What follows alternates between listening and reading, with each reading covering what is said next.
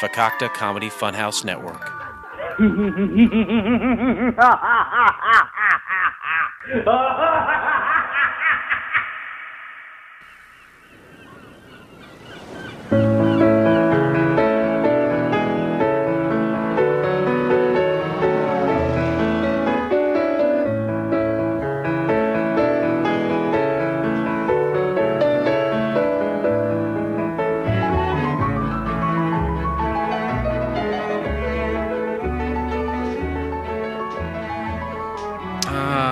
Sounds of the seagulls on Nantucket Bay. That can mean only one thing, and that's time for Couch Pilots. Welcome to Couch Pilots. It is the show that dares to fly into the unknown territory of awful television pilots of the past. My name is Jason, a.k.a. the Bottle Cap Kid, a.k.a. the Flannel Fabio, a.k.a. Lil Cocoa Bean. And with me, as always, is my good buddy, the podcasting god himself. Amen. Blake Clayton. Blake, what's going on? Hey, buddy. How are you doing? Pretty good. I am super excited about this episode. Pretty good. Pretty good too. What a wild show. What a wild show we sat through. Well, yeah, I don't want to get ahead of myself, but... This is the part of the show where we banter for a couple sentences. Well, at first, when you sent me the link, and I first turned it on to YouTube on my phone in bed, I was like, I'm going to take some notes and get to bed. Good luck.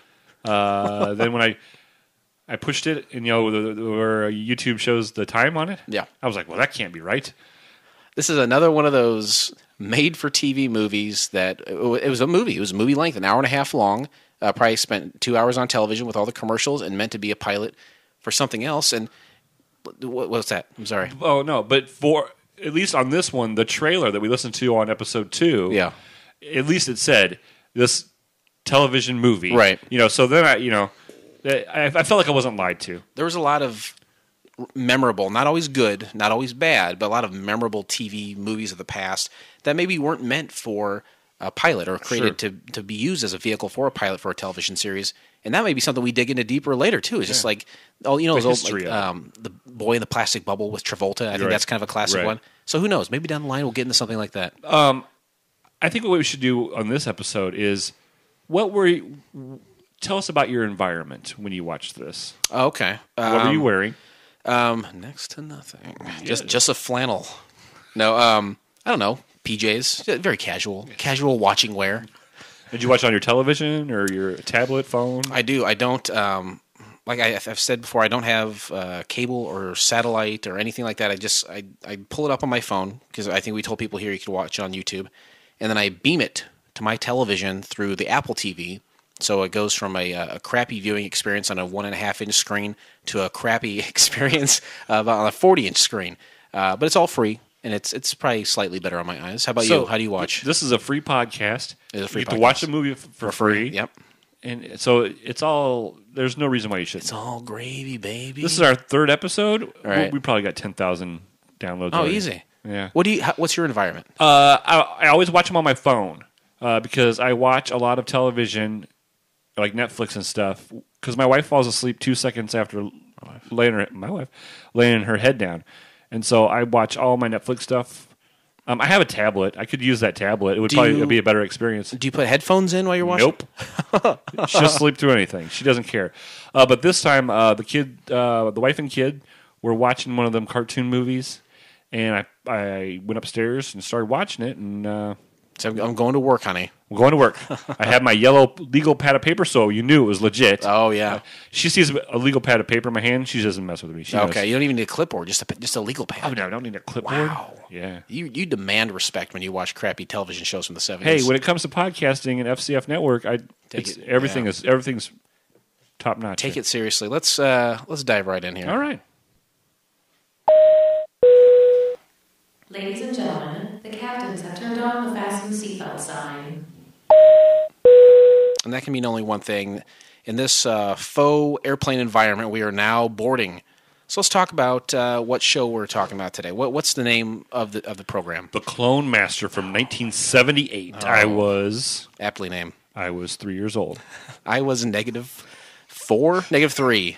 So I was merely a child, an unborn child in Jesus' arms, waiting to be delivered via stork to my mom's womb. So you were on an assembly line. a conveyor belt. Is that what happens? Yeah. There are angels up there, Yeah. which is baby parts. Yeah, angels, and they make a lot of inventory. They keep a lot of inventory because they take vacations. So they make a bunch of babies. Mm-hmm. They keep them On a shelf somewhere. on a shelf, and then periodically, Cycles, the next set comes down on the conveyor belt, and the stork picks them. The storks just line up, and they're constantly rotating. They just pick a baby up, drop it off. Pick a baby up, drop it off. People say that life starts at conception. Are you telling me that life starts at assembly line instead? Oh yeah, definitely. Wow, I thought I would come onto the show, we'd watch bizarre pilots, and we'd learn something from that. This is way off of our ballywick, and I'm learning so much already. Hey, you know what? Because I have a few years on you. Right. I could teach you so much stuff. I wish that you would. Your life would be horrible, because my life is. Oh. But okay. I can teach you what not to do. I'll take that. And you know what else I'll take? Why we chose this movie. Mainly, I think, because it's free. Right? It's free, and it fits all of our criteria. Yeah, it fits all our criteria. It's free. It never went to series. Yep. And it was in the 70s, which is what season 1 is all about here. That's right. We're breaking it down into series, and we are knee-deep in the 1970s.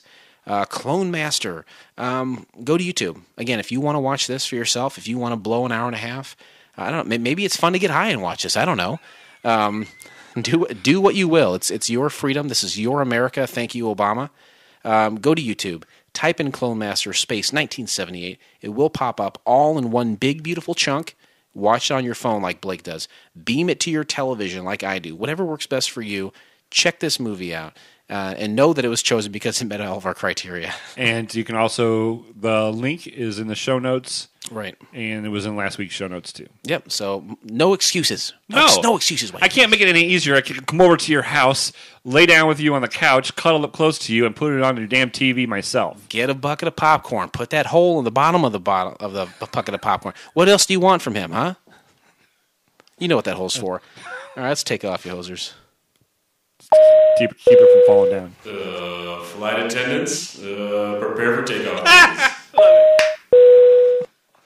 And why shouldn't you love it? I love it. That was the best executive producer decision I ever made. Oh, shit. I'm just here to whoa. That sounds a little close. We're in it. We're in the plane of the noise that this thing is. Take off.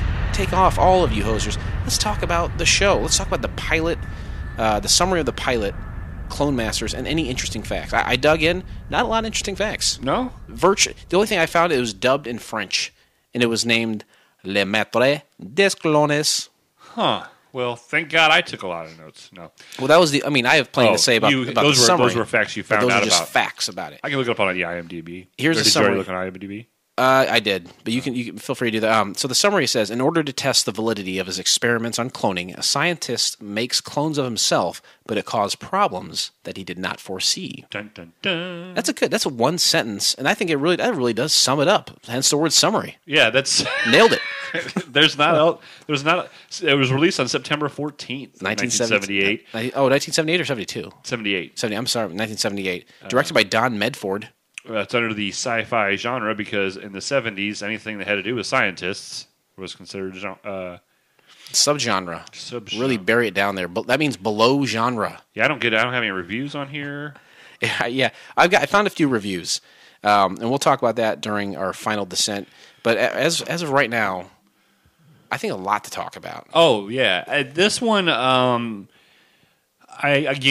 Preface our listeners. When you're watching these, remember this is from a long time ago. Give them a break. Just like Nell Carter once said, right? Right. That's good. You're kind of funny. Look it up, guys. Look it up. Oh, jeez. But basically, you want me to start? Please. About the plot? Yeah. Is that what we're at? Yeah, we're digging deep. There's a young, handsome scientist. So handsome. At the university whose mentor is the head of the department. Dr. Simon Shane. Dr. Simon Shane. Dr. Simon Shane is the young guy. Yep. The older guy is Dr. Luthen. Yep.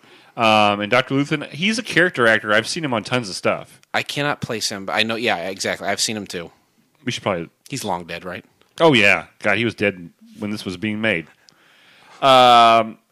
And so they are at the university, and they're working on cloning experiments. And this is where you take an organism, and you basically duplicate it, and then grow it. And they They explain it a little Oh, bit. They break it down into undifferentiated cells, I think. Yeah. The nucleus. My first note was starts with scientific mumbo jumbo. There was a lot of, but you know, I think it was important. I don't want to deter anyone from watching this on YouTube, but the mumbo jumbo, as far as I'm concerned, was completely blurred out by the poor quality of viewing. It's like it's not pixelated, but it's semi blurry. It's like substandard standard resolution. Sure. So anytime they had mumbo jumbo up on their computer screens, I couldn't read what was happening. But it doesn't affect anything. Yeah. You don't need to do that. Well, and it's like it was like playing Asteroids. It was the same kind of like lettering and everything. Oh, you know? yeah. Every button was huge, like all over their computers and all their equipment. It was just a couple, you know, like the old digital, like the phone, not the phone, but the clocks. Okay. You know, all the numbers were big like that, and they had big buttons that always lit up. When was the last time you saw a button that lit up? Boy, it's been a while. Been a while. Something that I did love too, talking about the technology, is every door in the lab was like a Star Trek door that slid open and closed. Yes. I mean, I've never really been to a lab, but I don't think that's necessary to have those. It's just push the door open, right? Well, yeah, you know, they have them in Star Trek. You know, they have them in Star Wars, and even this. Yeah, you know what? We're in the 2016. We don't have those. We don't have. Nobody has those doors, and it's all like fingerprint activated. And he waved his hand at one time in front of the light switch to turn it on. Yeah, like just flip the switch. Yeah, just touch it. This is the 70s. We know they don't have that stuff. But you know they had the laboratories. Yep. There's thousands of rooms to this laboratories. It's huge. It's a huge underground bunker. It was like in the middle of nowhere too. Right, and they didn't say that until halfway through the movie. Like you thought it was just because like you would see him at the lab and then you would see him in the office at the university, and so you just thought it was in the same place. You're right. At the very beginning, it does show shots of like the desert, but every time you see them outside of it, they're in the middle of like a campus. Right. So how are they? It doesn't make it. Just And driving. the campus is all green too. Yeah. It's not like it's a desert campus. Like that makes sense. It's like here's a desert where all their lab stuff's going on, and then when they go right to their office, it's this beautiful at the time modern green campus. Sure, and what they're doing is they're working for the government. Yep. And they don't know what part of the government. Right. They don't know who's in charge, but they're working on these cloning experiments, and this mysterious person, Harry, comes once in a while and gives them a shitload of money. Yep. And then just leaves. And it shows him that. One of the first things in this movie, Harry is in there talking to them, and Harry has bugged their lamp, their office, and so there's a shot of this little receiver on a car on a beach, and it's clear as day. Like I thought the same. Like great. I wrote. They had great, clear listening devices back then. There's a dude like hanging out on the hood, just hanging out, listening to it. And the beach, you know how loud the beach Oh, is. yeah. It's just beating the hell And out of the it's sand. word for word. And it's like 10 feet away from, and yeah, very clearly. Oh, yeah, but you know that there's two other little kids on that beach with a transistor radio that can't get the gosh damn station. Yep. You know? Oh, the suspension of disbelief. Right. We accept it. So they are working with the government. Mm-hmm. It's being funded by the government, and we meet Harry, who doesn't like the fact that they're not farther along than they should be. He seems like an okay guy. He's just a messenger. Yeah. He says, hey, here's all this money. I keep giving you this money. Show me something. Right. Show me what you're doing. The people that are giving you this money want to see Right. documentation. And he wasn't wrong. Oh, I no. don't think he was wrong. Mostly for $500,000 in cash. That's right. You know what I mean? Like, yeah, if I give somebody $500,000 in cash, you better bet your ass I'm looking for a report. We were supposed to be rooting for Dr. Simon Shane and Dr. Andrew Luthen. We're supposed to be celebrating these characters. But, Simon's okay, but Andrew's kind of a dick. He's like, you know what, get out of here. We're working on stuff. He's like one of those old, like your grandpa that just... He's a curmudgeon. Rah, like your neighbor. Like your next door neighbor you don't like. Just like, rah, rah, rah. Show him some results. They're giving you them. Without their money, you're nothing. You're dog poop. You got nothing. Show him some results. And it comes to find out that they're skimming that money off the top. They're skimming along. They're super farther along, and they're not... We're supposed to be cheering on these guys. Right, these are supposed to be the good guys.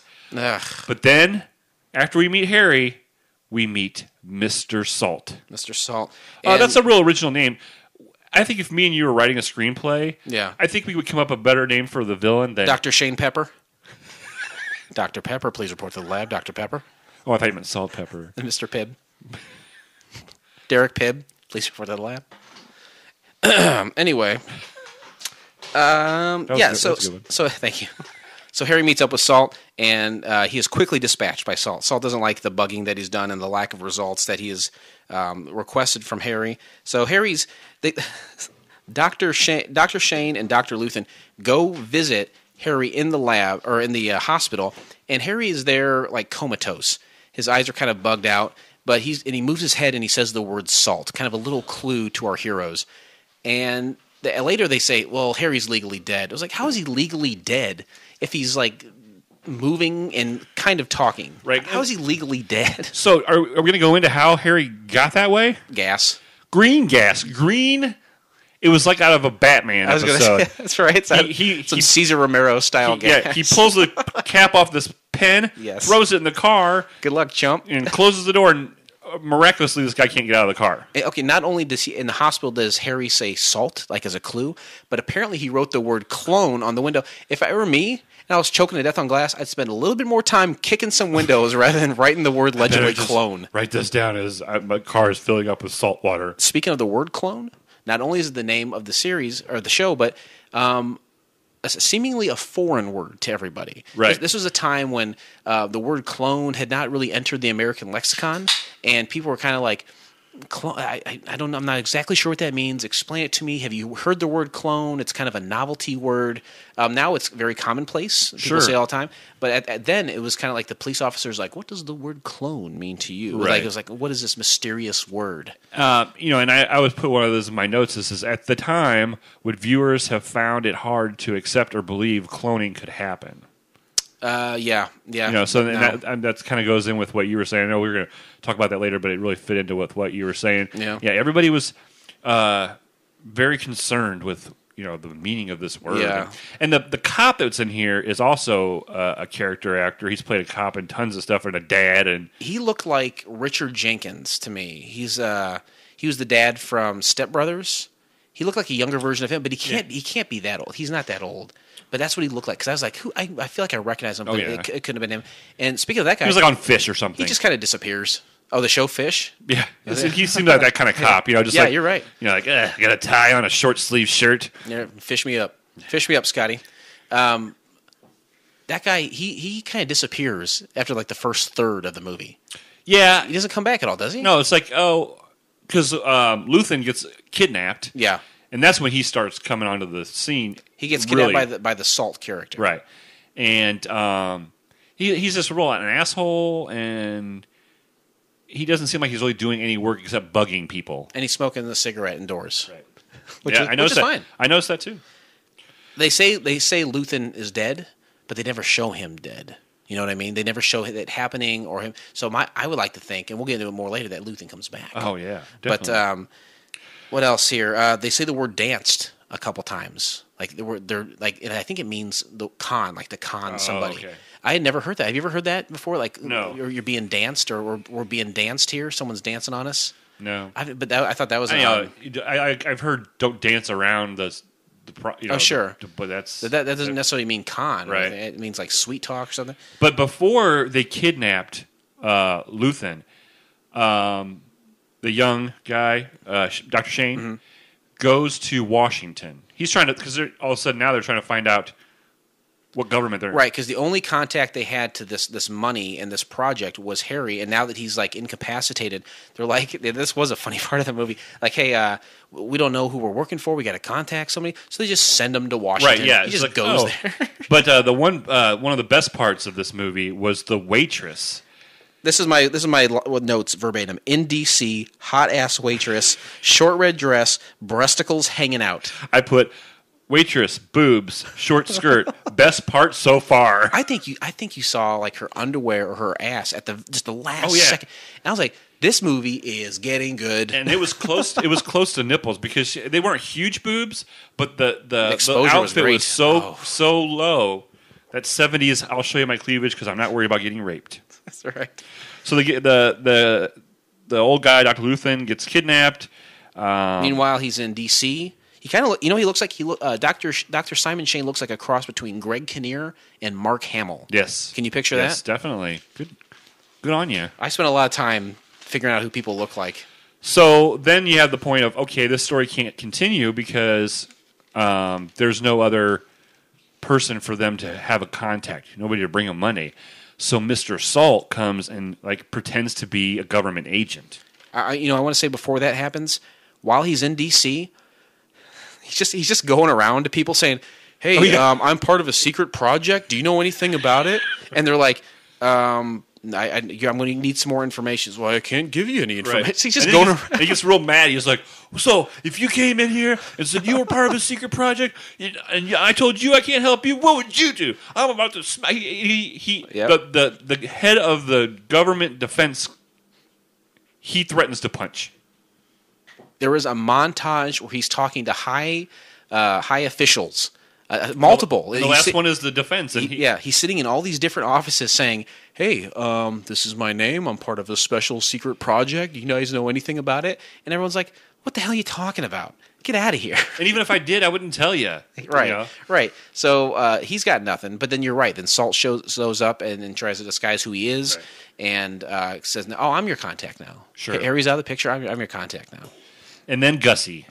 Gussie gets involved. Oh, yeah. Is she a doctor or is she just like a student at the school? She had a nursing degree, but she was going back to get her MB. Look at you. In biochemistry. Look at you. Biochemistry is a big thing in this, because if you don't know anything about biochemistry, you're not going to follow along with all this stuff. Bone up on your biochemistry before you watch Clone Master, please. So, so when Dr. Salt, or Mr. Salt, comes and acts like an agent, then Dr. Shane takes him to this classroom and is like, do you know anything about cloning? And Mr. Salt's like, no, I don't know anything about cloning. And then this was the part that really made me feel like the stupidest person in the world. Here comes a chalkboard. Here comes a girl that's her only part in this movie is to learn the lines. That wasn't Gussy? That wasn't Gussy. It was some other girl. You sure it wasn't Gussy? I'm positive it wasn't Gussy. And she was just drawing and explaining what cloning does. And I'm gonna have to go. I really think that was Gussy. Really? You might be right. I don't think it was. She draws the chalkboard. She says, "Here's a cell. It's the smallest part of." No, because it couldn't have been Gussy, because Gussy was very, very adamant on her knowledge and her place in the being a biochemist and how she deserved it. This girl who was explaining cloning to Mr. Salt was very nervous and wanted to make sure she got it right. And boy, did she. Talking about the nucleus, the riboflavin, which I think is in cereals, the mitochondria, the cytoplasm. She's naming all these parts. The chupacabra? That she's talking about the chupacabra. She talked about the legendary Yeti at one point. But yeah, just really breaks it down. And at the end of it, Salt's like, "Yeah, I get it." Well, yeah. And my thing was like, at first I was like, oh, he's taking him in here, and he's going to realize that Mr. Salt, this is boring him or something like that. Like he's going to tip him off if that's not. And Harry had even said the word salt. Yeah. Well, I think as soon as he introduced himself, he got very suspicious because he heard the word salt. Did you see that? Right, but then the suspicion was gone for the rest of the time. Completely resolved. Salt's like, "Hey, we want you to maybe start cloning some humans." Right. Hey, just to let you know, just clone some humans if you can. Guess what? He's already started. Oh yeah, because that's what they're farther ahead. They're skimming money off the top. Yeah. They've got buckets of bathtub after bathtub of green goop. It is. And then they all have bodies in them. Oh, and you know what? We're going to tell you exactly what happens to those bodies right after this quick word here.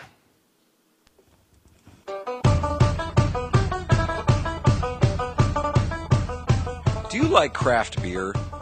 Do you like music? If you don't like either of those, I hope you at least like laughing. And if I've still got your attention, the reason I'm asking is this. I want you to check out my upcoming podcast called Drunken Lullabies. I'm joined by my co-host Blake Szymanski and a rotating cast of characters. We do beer reviews, play music by bands we think you need to know, make you laugh a lot, and hopefully get you tipsy right along with us. We'll be bringing you a new episode every Sunday, and we hope you'll close your weekends out with us at Drunken Lullabies. We'll educate you on new beers to try, new albums to hear, and make you laugh at non-stop pop culture references and juvenile behavior, which is what you've come to expect from the Fakakta Comedy Funhouse. Look us up at fcfnetwork.com. We'll see you on the Sabbath. Cheers. Cheers. Cheers and also beers. What if you're Jewish? The Sabbath is Saturday. Why didn't he take that into consideration? You probably should have released it Saturday and Sunday. Here's a couple quick things you might not know about me. I love his co-host, Blake Shemansky. I love indie music, and I love Dustin. How about that? Hey, 3 out of 4 is good. I'm not a fan of beer. Check out that show. I was actually on. I was lucky enough to be on the first 2 episodes of Drunken Lullabies, and that name is right. I was drunk. I got drunk at the end, or not, probably the end of the first one, and just the second one is. I can't wait till the second episode comes out. It might come out by the time this is out. Sure, yeah, it'll already be out. But I would like to see if I remember anything that was said. It's episode 2. That was a lot of fun. Check them out on fcfnetwork.com for sure. So, getting back into the summary of Clone Master, we're talking about these big bathtubs of goop. They got a lot of them. Oh yeah, there's like 9 of them actually. And there you go. That's exact. And he's been cloning himself. And that to me, this might be a little sidebar, brings about the question: if you could clone yourself multiplicity style, like Michael Keaton did, would you? And then even more importantly, would having sex with yourself make you gay, or is it simply masturbatory? First of all, these are the things I think about. Right. First of all, I would not clone myself. Why not? I am a basket case. I am a loose cannon. I am mentally disturbed. I don't want multiples of me. I can't even find a group of people that like just me, let alone 9 of me. So you could be your own best friend. Oh, I would punch myself in the face. all 9 of me. Okay. When they said father, I was like, shut up. Oh, that was so weird. They kept calling him Papa. Papa That was so and father. weird. And as for your second question, is masturbating gay? No. No, I mean, no, like if I cloned myself and had sex with myself, would it be gay? Yeah. No, I don't think so. See, people would always be like, if you could blow yourself, would you? And I'd be like, yeah, I probably would spend a lot more time in my bed. And they'd be like, dude, that's totally gay. No. To me, that's not gay. Having sex with myself as a separate person, I think for me, and wherever you want to draw the line at home, and right even here in the studio, Blake, for me, that's gay. I don't think I could have sex with myself. That's just me. You go for it? I'd go for it. Connect 4, right? Hey, exactly. Wow. Okay, so that answers that. Okay, so Simon shows Gussy his clone of himself, and of course the clone is naked. I kept waiting for Gussy's eyes to go downtown Julie Brown and be like, nice. Because there was definitely, you could already see little hints of Gussy and Dr.Shane flirting. There's got to be that sexual tension, some sort of love interest, and those two were the only ones to have at it. They're very where this one, Baffled, last week's episode, had a lot of characters. This one had much fewer characters that it focused on. Yes, definitely. And Gussy technically was the only girl and the only female besides the waitress. That's right, or the chalkboard girl. Right. Boy, I tell you what, if I would have just spent the rest of the TV movie in that bar, right. that waitress. It must have been like some kind of German bar. She was good. Anyway, her face wasn't good, but I'm not fucking her face. I'll take it. Sorry. So are we, the clone births? Clones. They just start boom, one right after the other as these clones are born, and the first one, Dr. Shane's like, hey, you're me. You're a clone of me, and the clone handled it perfect. At first, he was like, no. He's like, oh no, what's the last thing you remember? Handled it fine. Next thing you know, each one of them, they're all fine with it. They're all like, hey, father, I'm a clone, except there's one.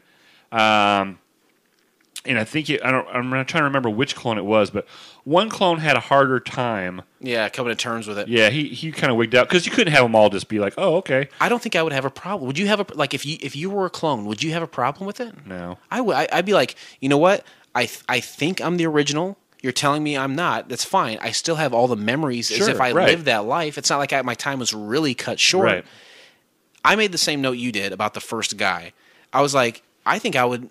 Even though maybe I'd eventually come to accept it, and he got there very quickly. Oh, yeah. I was like, he was like totally excited to be a clone. Right. Like I wouldn't be able to handle it emotionally. I would be devastated. But this guy was like, we did it. I'm a clone. Yeah. Yeah, cool. And this is also where the split screen starts to come into play because now you have. Oh, right. And you know what? To be honest with you, good job. Good job on the split screen. I noticed they did a lot of split screen, so 2 versions of Dr. Simon Shane could be on the screen at the same time. I noticed from that point forward, a lot of shadows, a lot of darkness to kind of help that. You know, Sure. they worked with what they had with at the time, and you're right. I think they did a pretty good job. But sometimes they had like 5 or 6 of them on the screen. Right, and there was one that was very. It wasn't just a up and down, vertical. There was a horizontal one when the one was freaking out and he was in the bed. Yeah, that was a horizontal cut. I mean, that's pretty cool. Yep, I look at those things too. One of my favorite examples is always like Back to the Future. When you got like 2 Doc Browns and one of them's working on the time machine. He's like, hey, can you hand me this crescent wrench? And he's like, a 9/16. He's like, don't you mean an 11/16? And he hands them the tool like behind a pole. Right. And they use those little tricks, Yep. you know? That's the same kind of stuff they were doing here. And it was noticeable because we were looking for it, but I think they did a good job. Oh, yeah. That was one of the positives I took out of this. So then they quickly realized with the first one that they have mental telepathy. So the father, Dr.Shane, They all call him Papa. they all call him Papa or Father, and they can talk to each other via their thoughts. They can talk to only Papa, Right. and Papa can talk to anyone. Right. And so he can, it's very helpful, I think. And every time they go into that telepathy mode, they play like that $6 million man kind of music. Yeah. Like it's kind of yeah, they're really like focused. It's very bizarre. Right. Yeah, calling him Papa Simon or Daddy or whatever they're calling it was very creepy because they're all. It's not like the clone. It's little kids. They're identical versions of Right. him at that current age. Very odd. So the first few are born. Hey, we can leave Gussy with these clones that we just produced that have only been awake for a few hours. I got to go to Washington. Gussy, just take care of these. I instantly trust these guys. I don't know what kind of side effects. I'm going to assume there are none. Right. I'm the greatest biochemist in the world. Nothing's going to go wrong. I was thinking about that too because like he left them there, and then he, like you said, you went on that trip, and I was thinking, is his telepathy like a radio signal will eventually go out? Nope, clear as day. Nope. Anywhere you want to go, Yep. can talk directly to They him. were somewhere where there was a desert, and he went to Washington, D.C. That's a long way in my book. Yeah. So, but it worked fine. Something else I want to mention too is like, if you could clone anybody, who would you clone? Oh, man. If I could clone anybody, who would I clone? Your wife, my wife? Paul F. Tompkins. Okay. I'm on a Paul F. Tompkins kick lately. Why not? He's a funny guy. I don't know if I would clone anyone. Maybe maybe like an ex-girlfriend, like while I was dating her, so maybe some 3-way action. Nice. That'd be good, right? You would make 9 of them then? No, I think one. Okay. One is plenty. Let's see here. He goes to Washington. Mr.Salt lined up a meeting Yep. with all these government officials with using 5 of the clones because he took 5 clones with him of the 9. He Right. took 4 of them with him. All wearing very savvy disguises. Oh, yeah, very savvy. And they helped him figure out that spoiler alert that Mr. Salt. Why do I keep want to call him Doctor? Mr. Salt is a fake, and all these government officials are fake, and that's when. Forces him to go back to the lab. Yeah, right? and Mr. Salt reveals who he really is and puts him at gunpoint. He's like, Luthen is dead. He's like, I don't care if you can't do replicate this experiment. You're taking me back to the lab. I want everything you have on it. When they get there, they kind of set him up. Oh yeah, But I don't. To me, it's like if you got 9 dudes, just jump out and ambush the guy. Right, yeah. Instead, they're starting all these fires, and then they're very intricate paths. Absolutely. Yeah. Like they got these propane tanks set up to Yeah. like kind of divert them to where they want. And when they get outside, the emergency vehicles are. How do they know? Did they call them ahead of time and tell them to come out? No, the fires were set off the alarm. But it seems like they're out in the middle of nowhere though, and they got their lickety split. You know what I mean? It's TV, man. Oh, okay. So the lab's on fire and the clones are diverting, and Salt, I think, gets away, doesn't he? He gets away because at the end he's watching yeah, TV. he shot one of the clones. But he lived. The guy lived. Yeah, and he made jokes. He was a comedian. He was joking. He was a comedian. But he's like, I'm my father's son. Blah blah blah blah blah.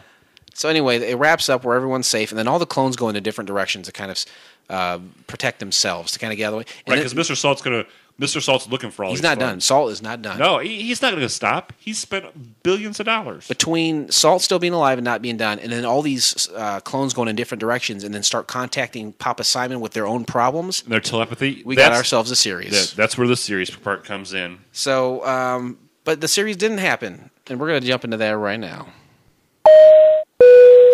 Please remain seated as we are now crossing a zone of turbulence. Why didn't the show work? Why didn't the show Why didn't it work?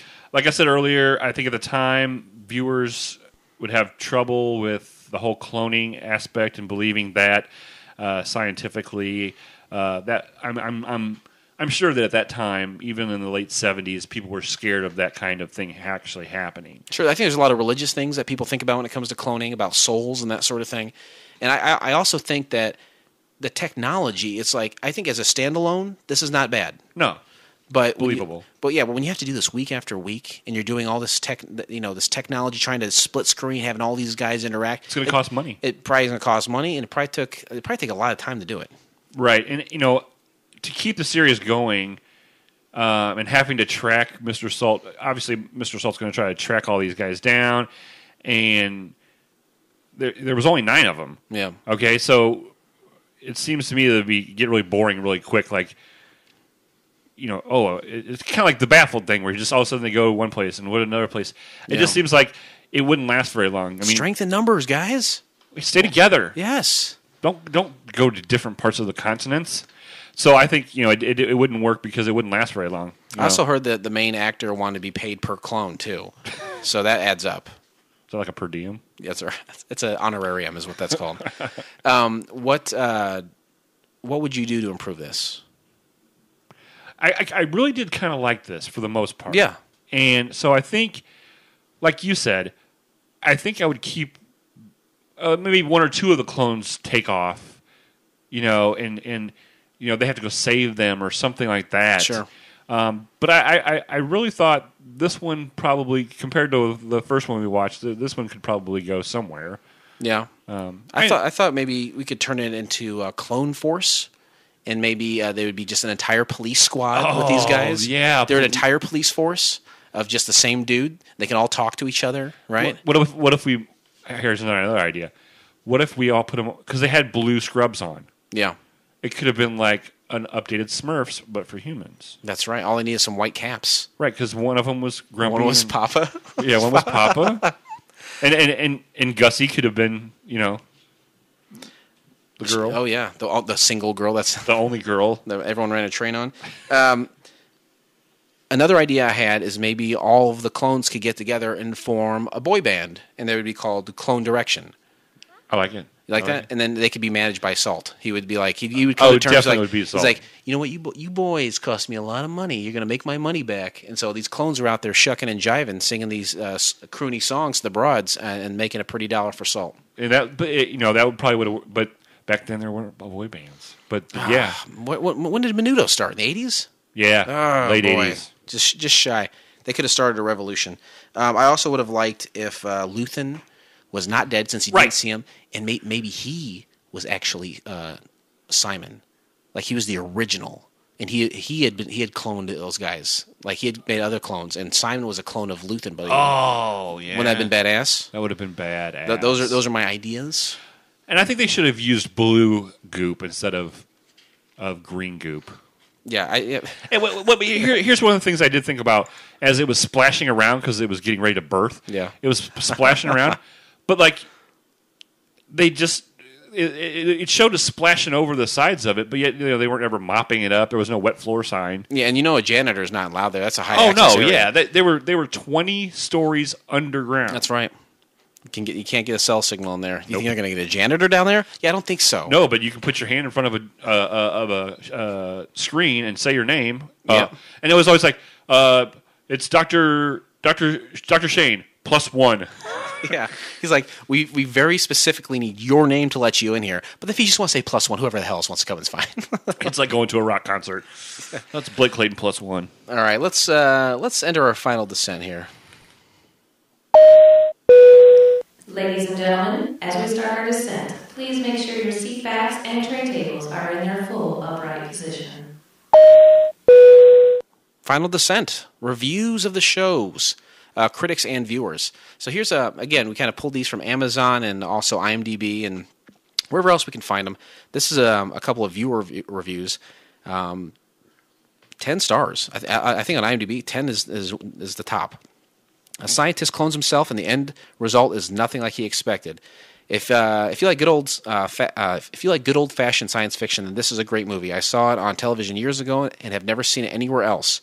It's a great viewing for the whole family, what I would call a great Saturday afternoon movie. The ending is really great as it has a twist that you'd never expect and gives audience a great deal to ponder, especially with all the talk that's going on about cloning. Everyone's talking about it.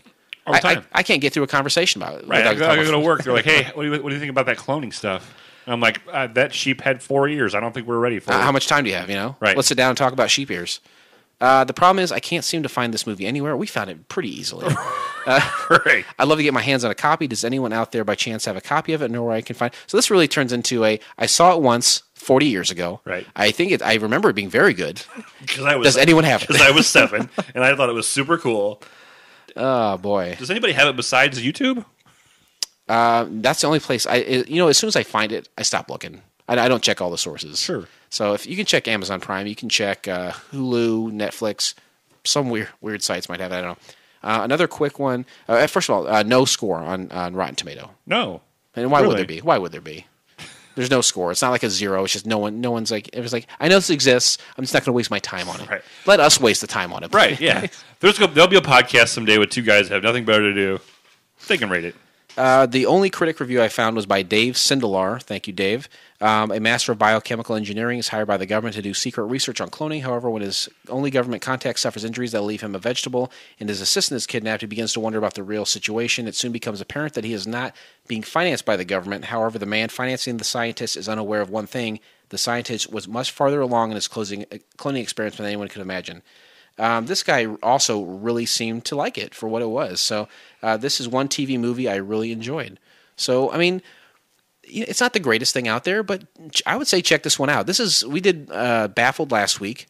This is, to me, way better. Oh, yeah. And again, this is a standalone thing with maybe some potential as a series, but I would say check this out. Go to YouTube and check it out. Definitely. It's definitely a date movie. Definitely. Netflix and chill. Absolutely. Nothing like getting your bone on with 9 other clones on the screen. Father. Oh, jeez. I'm flaccid.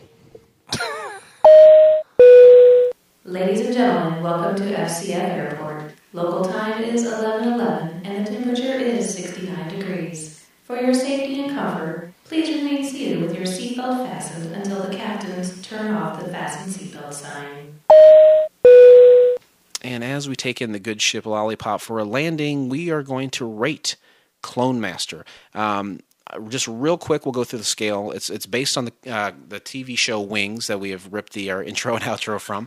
It goes from Roy Biggins, this is at the bottom, Faye Cochran, Antonio Scarpacci, Joe Hackett, Lowell Mather, my favorite, Helen Chappell, and then Brian Hackett. So if you've got a B-hack, if you will, that's top of the line. That's number one stunner. 1 to 7, Blake, what do you think? What do you give this? 1 being the best. 1 being a Roy. That's the worst. Oh, no. And 7 being the best, and that's a B-hack. And there's all the characters in between. I give it a 5. I agree with you. This is a straight-up Lowell Mather, dim, good-hearted, eccentric mechanic, played by Thomas Hayden Church. I like that. You know what? I enjoyed this movie. I enjoyed this movie. I had a good time with it. I'm glad you enjoyed it, too. Because when I texted you when I first saw the amount of time I was going to have to invest, I was kind of worried. Screw you, buddy. You're like, I ain't watching this crap. He didn't even respond. Jason just says, fuck you, just watch it. Just watch it. And you did. And we did. And I liked it. And we liked it. You know, Katy Perry may have kissed a girl and I liked it, but I watched Clone Master and I liked it. Hey, I last night I was trying to have sex with Molly and I called her Gussy. Oh, no. Oh, boy. That's one to grow on, kids. So there's our ratings. Up next time that you listen to this program, and you will listen again, you can't not listen to it, we're going to watch the pilot episode of the TV show The Tribe. And here's a little something to wet your whistle on that. The ABC Movie of the Week offers one of the most unique presentations to come to television. The dramatic portrayal of Cro-Magnon. His emergence signaled the end of one era and the beginning of another.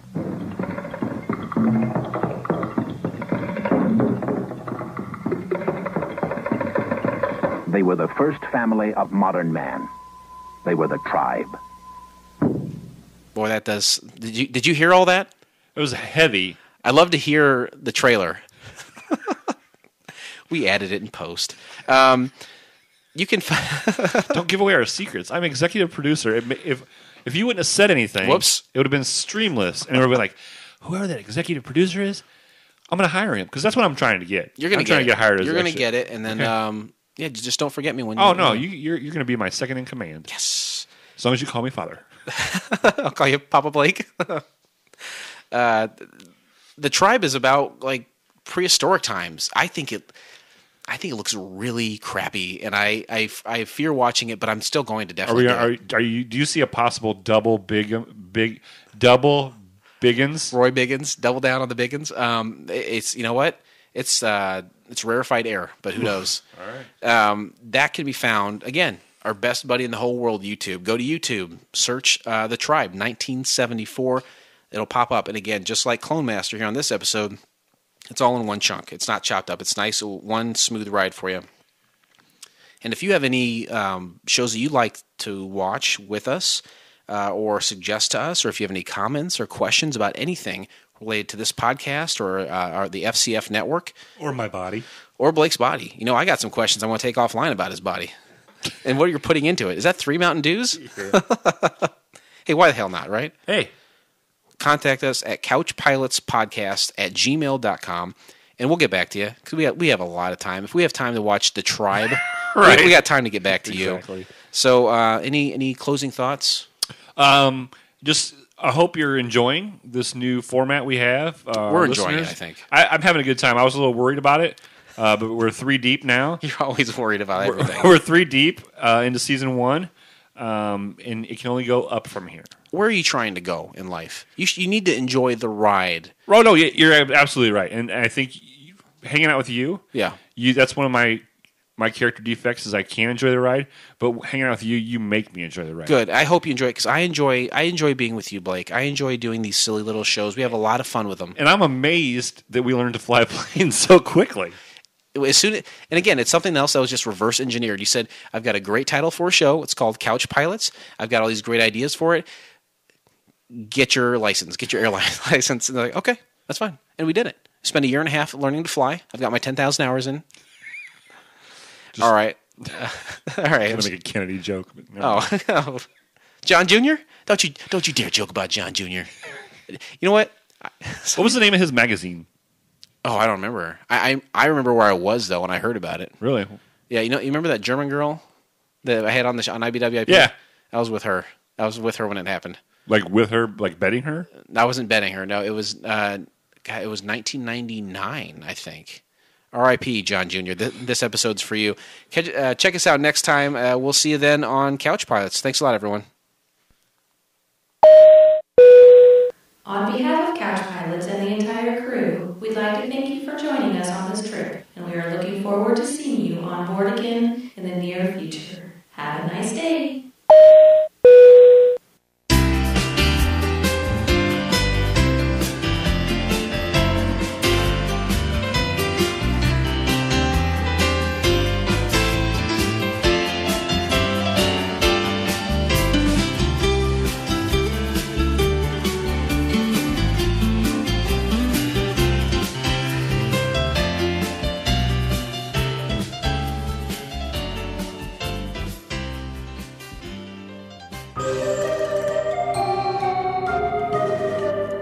This has been a Fakakta Comedy Funhouse production, produced by Jason Tosher, executive produced by Blake Clayton. For more information and content, go to fcfnetwork.com.